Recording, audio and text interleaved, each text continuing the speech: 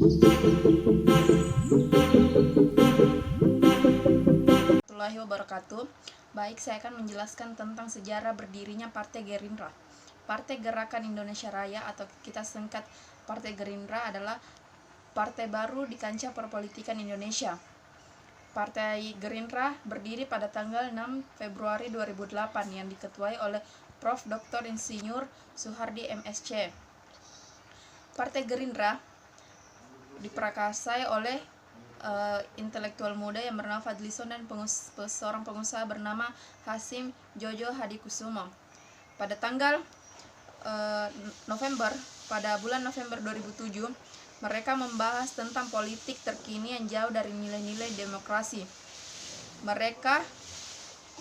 Mereka menganggap bahwa demokrasi sekarang ini dikuasai oleh orang yang memiliki kapital besar.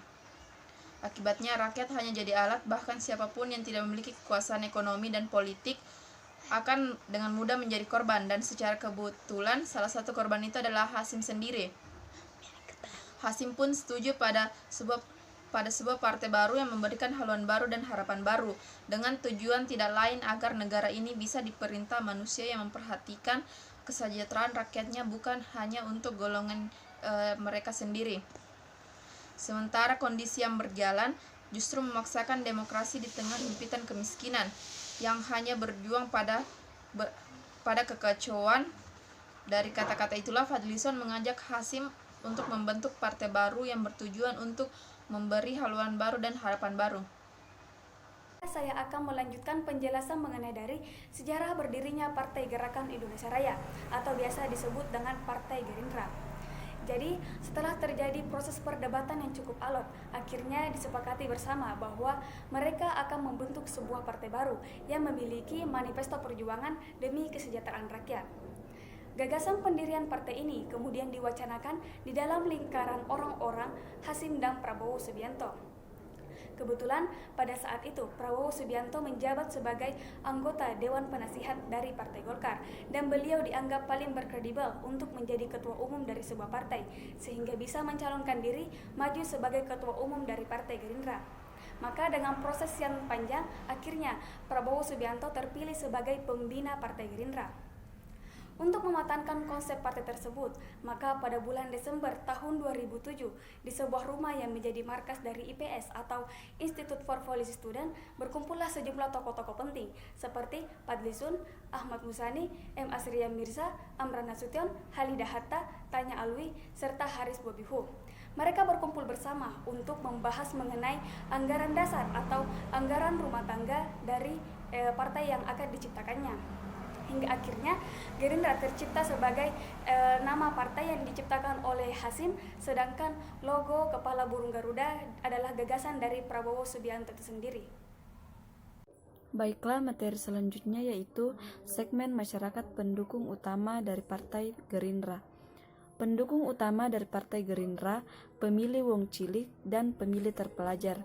Seperti survei yang digelar pada 18 sampai 25 Januari 2019 tersebut mengukur elektabilitas partai di 6 kategori kelompok pemilih.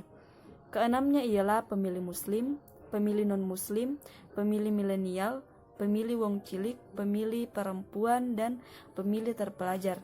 Salah satu kesimpulan dari survei tersebut adalah elektabilitas Partai Gerindra paling jeblok di kategori pemilih non-muslim atau minoritas. Di kategori pemilih lain, elektabilitas Gerindra masih mampu mendekati PDIP yang berada di tempat teratas. Bahkan, di kategori pemilih terpelajar, Gerindra unggul atas PDIP yaitu 23,9%. Menurut peneliti LSI Denny J.A.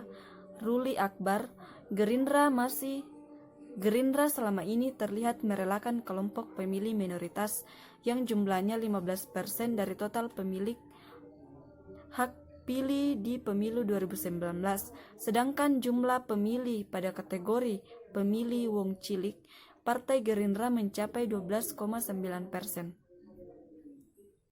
Assalamualaikum warahmatullahi wabarakatuh.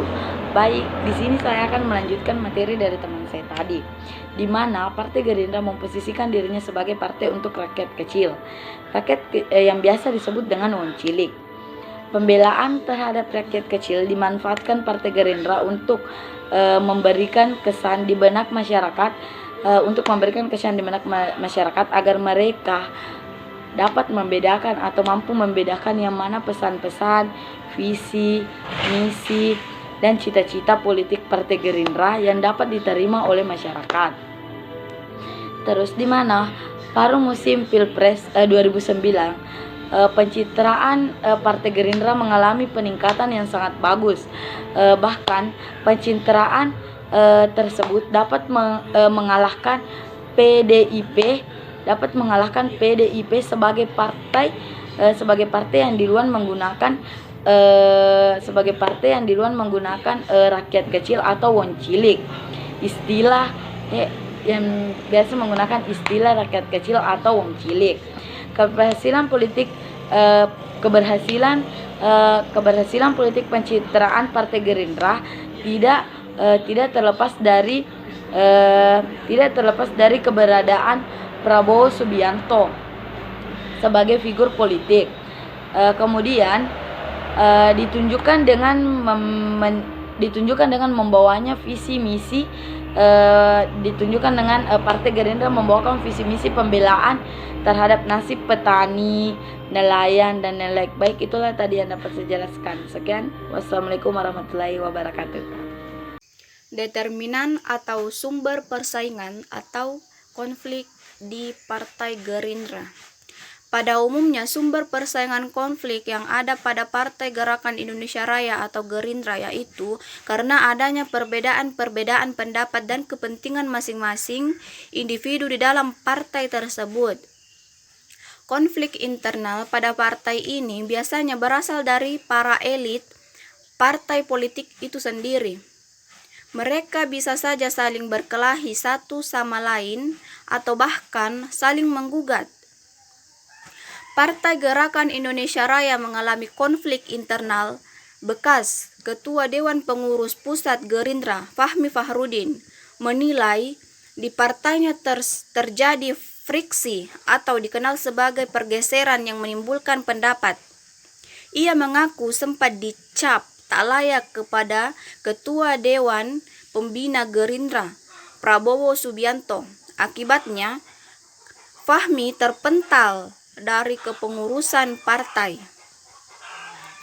Adapun selain dari yang di atas terjadi konflik di mana mantan wakil ketua DPRD Kota Salatiga yang juga ex ketua DPC Partai Gerindra Kota Salatiga Diah Sunarsasi melayangkan gugatan atau pelengseran dirinya dari dua posisi disebutkan yang ia jabat sebelumnya.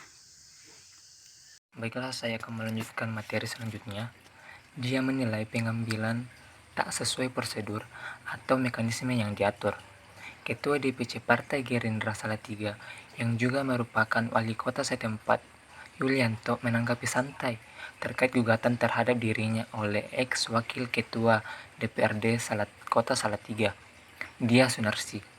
Dia dikonfirmasi sebelumnya melalui kuasa hukumnya Sofian menyebut pengambil alihan kedudukan DPC Partai Gerindra bersifat inkonstitusional dan melanggar ketentuan partai lainnya. Sementara dilengserkannya dia dari jabatan Wakil Ketua DPRD Kota Salatiga disebutkan tanpa melalui komunikasi dengan kliennya, di mana kemudian diketahui pengambil alihan jabatan atas usulan Yulianto. Yulianto dan Woro pun kemudian digugat dan dituntut melakukan upaya ganti rugi material sebesar 5,9 miliar rupiah dan tuntutan imaterial 20 miliar rupiah. Oke, demikian dari kelompok kami.